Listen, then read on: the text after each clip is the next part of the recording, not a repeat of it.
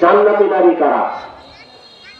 জান্নাতি নারী পরিচয় দিতে গিয়ে আল্লাহ পাক রব্বুল আলামিন বলেন সূরাতুল আহজাবের 31 নম্বর আয়াতে আল্লাহ বলেন ওয়া ইয়াকুনুত মিনকুন্না লিল্লাহি ওয়া রাসূলিহি ওয়া তা'মাল সালিহা, যে নারী যে মহিলা আল্লাহ পাক রব্বুল আলামিনের অনুগত করবে, অনুসরণ করবে এবং রাসূলের অনুসরণ করবে, রাসূল সাল্লাল্লাহু আলাইহি সাল্লামের জীবন আদর্শকে যারা গ্রহণ করবে এবং ওয়ামিলা সালিহা নেক আমল যারা করবে, তিনটি কাজ যারা করবে আল্লাহ পাক রব্বুল আলামিন কোরআনে বলেন ওই মহিলাদের জন্য আমি আল্লাহ তাআলা লুকিহা আজরাহা মাররাতাইন, একবার নয় মৃত্যুর পরে আমি আল্লাহ তাআলা তাদেরকে দুইবার পুরস্কার দান করব। যিনি বলেন সুবহানাল্লাহ। আমার মা বোনেরা, যে পুরস্কার আল্লাহ তাআলা দিবেন এটা ছোটখাটো কোনো পুরস্কার নয়। আল্লাহ পাক রব্বুল আলামিন যে পুরস্কার দিবেন সেটার মধ্যে একটা পুরস্কার হলো জান্নাত। আল্লাহ পাক রব্বুল আলামিনের অনুগত করলে, আল্লাহ তাআলাকে মেনে চললে, হাঁটতে চলতে ফিরতে যদি আল্লাহ তাআলাকে অনুসরণ করা হয়, আল্লাহ তাআলা বলেন মৃত্যুর পরে ওই মহিলাকে আমি আল্লাহ তাআলা জান্নাত দান করবো। যিনি বলেন সুবহানাল্লাহ।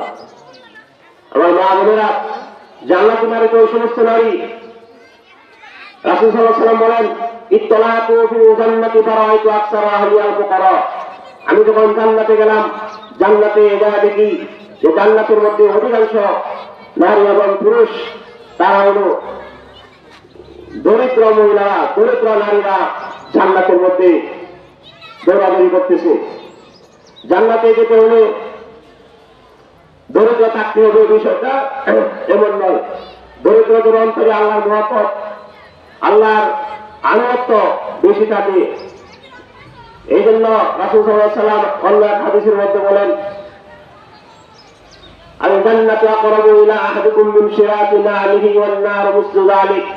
নবীজি বলেন জান্নাত তো তোমাদের একেবারেই নিকটে, জান্নাত তোমাদের জুতার স্যান্ডেলের ফিতার চাইতে আরো কাছে।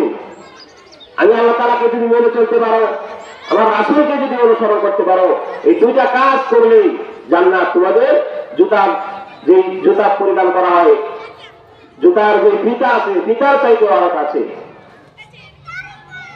আমার মা বোনেরা, আল্লাহ তাআলা বলেন ওয়া আতাদনা লাহা রিজকান কারীমা, দুনিয়াতে মানুষ বিভিন্ন ধরনের রিজিক বক্ষণ করে, টাকা উপার্জন করে, কিন্তু সব টাকার প্রতি আল্লাহ তাআলা রাজি নয়, সব রিজিকের প্রতি আল্লাহ তাআলা সন্তুষ্ট নয়।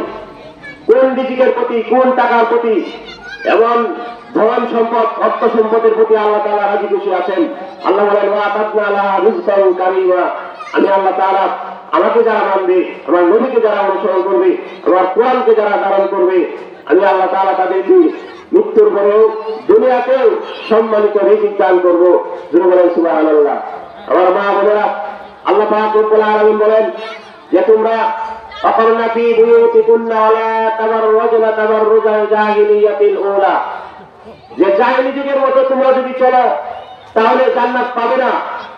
আর ওই জাহিলিয়াতের যুগ, ধর্ম তারা যুগে তারা যখন ঘর থেকে বের হতো, তাদের শরীরে কোনো ওড়না থাকতো না, কোনো বোরকা থাকতো না, কোনো কাপড় থাকতো না। তোমরা যদি ঘর থেকে বের হয়ে যাও, রাসূল সাল্লাল্লাহু আলাইহি ওয়াসাল্লাম বলেন তোমরা যদি ঘর থেকে বের হয়ে যাও, বের হওয়ার সাথে সাথে তোমাদের শরীরের মধ্যে, 3.5 হাত বডির মধ্যে একটা চাদর পরিধান করে নাও, মুখটা ডেকে নাও, মানুষ যেন তোমাদের দিকে দৃষ্টি দিলে বলতে না পারে কালো না সুন্দর, কতটুকু লম্বা, এটা যেন তারা পরিমাপ করতে না পারে। তোমাদের প্রতি যেন কোনো অনাকাঙ্ক্ষা যেন তোমাদের প্রতি সৃষ্টি না হয়। আল্লাহ তাআলা বলেন অকরনা ফি বুয়ুতিকুন্না ওয়ালা তাবাররুজনা তাবাররুজাল জাহিলিয়াতিল উলা,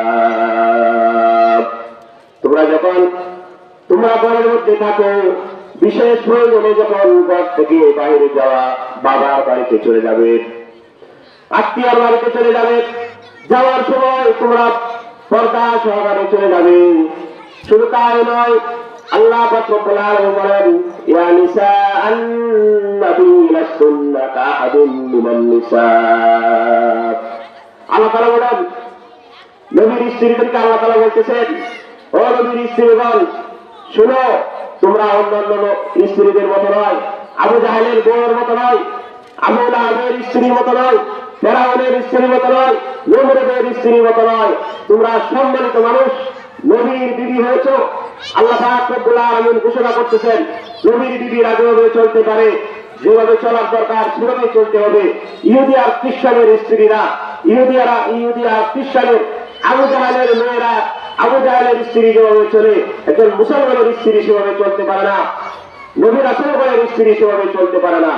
এই জন্য মুহতারাম হাজিরিন, আল্লাহ পাক রব্বুল আলামিন বলেন, ইহুদি খ্রিস্টানদের স্ত্রীরা যেভাবে অবাধভাবে চলাফেরা করে, ঢালাওভাবে চলাফেরা করে, পর্দায় বোরকায় শরীরে কোনো চাদর দেয় না, এভাবে উলঙ্গ বেহায়াপনাভাবে চলাচল করে, আল্লাহ তাআলা বলেন, মুসলমানের সন্তান যদি তুমি হয়ে থাকো, তুমি সেভাবে চলতে পারো না, সেভাবে তুমি চলতে পারো না।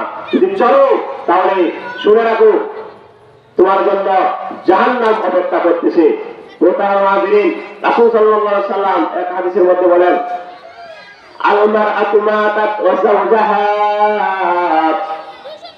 যে স্ত্রী মারা যায়, যে মহিলা মারা যাবে এমত অবস্থায় যে তার স্বামী তার প্রতি রাজি খুশি ছিল, এমত অবস্থায় মারা যাবে, স্বামী যদি ওই স্ত্রীর প্রতি রাজি থাকে, খুশি থাকে, রাসূল সাল্লাল্লাহু আলাইহি ওয়াসাল্লাম বলেন, দাখিলুল জান্নাহ, তাহলে সেই স্ত্রী আল্লাহর ঘরে জান্নাতে চলে যাবে।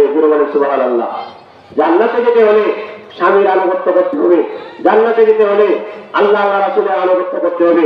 মুহতারাম হাজিরিন, রাসূল সাল্লাল্লাহু আলাইহি ওয়াসাল্লাম এক হাদিসের মধ্যে বলেন, আল মারআতু ইযা সাল্লাত খামসাহা, যে মহিলা 5 ওয়াক্ত নামাজ আদায় করবে এবং রমজান মাসে রোজা রাখবে, স্বামীর আনুগত্য করবে, 3.5 মাস বডির হেফাজত করবে, রাসূল সাল্লাল্লাহু আলাইহি ওয়াসাল্লাম বলেন, কোন মহিলা, কোন নারী যদি জীবিত থাকাকালীন এই দুনিয়াতে বিচরণ করার সময় 4টা কাজ করবে, আল্লাহ তাআলা তাকে আল্লাহর জান্নাতের যতগুলি দরজা রয়েছে প্রত্যেকটি দরজা থেকে যে কোনো দরজা দিয়ে ইচ্ছা ওই মহিলা ওই দরজা দিয়ে আল্লাহর জান্নাতে প্রবেশ করতে পারবে।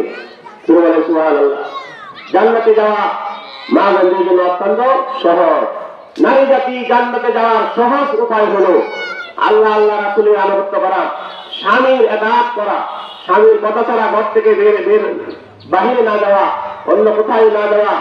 আল মারআতু রাআয়াতুন আলা বাইতি যাওজিহা, রাসূল সাল্লাল্লাহু আলাইহি ওয়াসাল্লাম বলেন, একজন মহিলা, একজন নারী, একজন স্ত্রী তার স্বামীর ঘরের রক্ষণাবেক্ষণকারী, স্বামীর ঘরকে রক্ষণাবেক্ষণ করবে, দেখাশোনা করবে, এটাই হলো তার দায়িত্ব।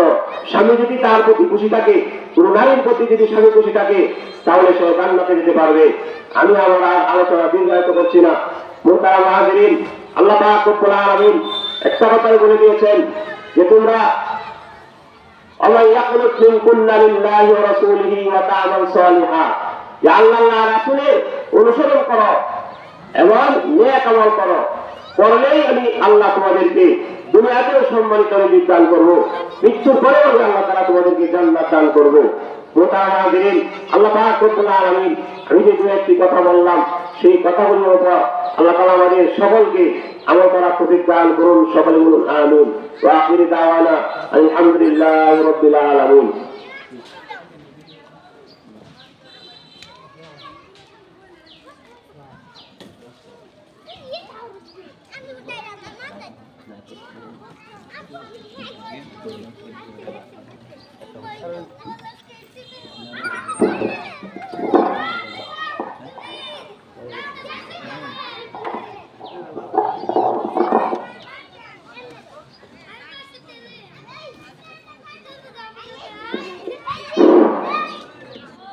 আলহামদুলিল্লাহ, আমাদের মাঝে আলোচনা করতেছিলেন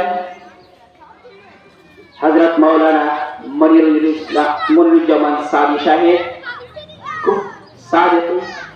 খুব সুন্দর আলোচনা করেছেন।